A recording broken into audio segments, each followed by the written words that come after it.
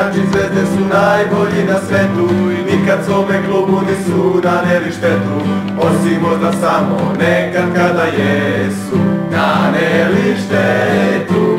Samo kada baklje padaju u teren, tada mora klub da daje neke evre onim mafijašima iz UEFA. Majku im jebe.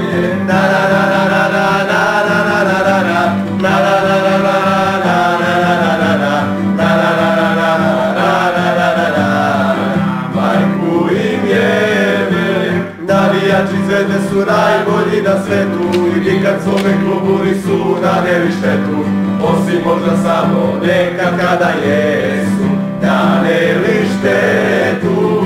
Samo kada baklje padaju u teren, tada mora klub da daje neke evre onim mafijašima iz UEFA. Majku im jebe.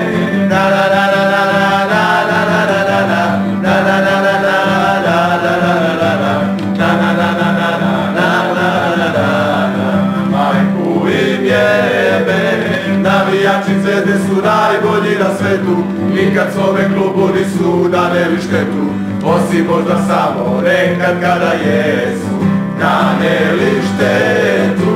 Samo kada baklje padaju u teren, tada mora klub da daje neke evre onim mafijašima iz UEFA. Majku im jebe.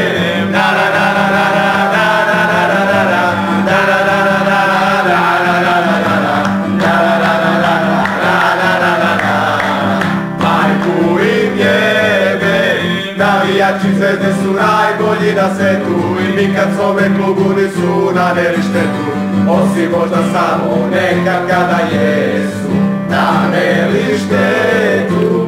Samo kada baklje padaju na teren, tada mora klub da daje neke evre onim mafijašima iz UEFA.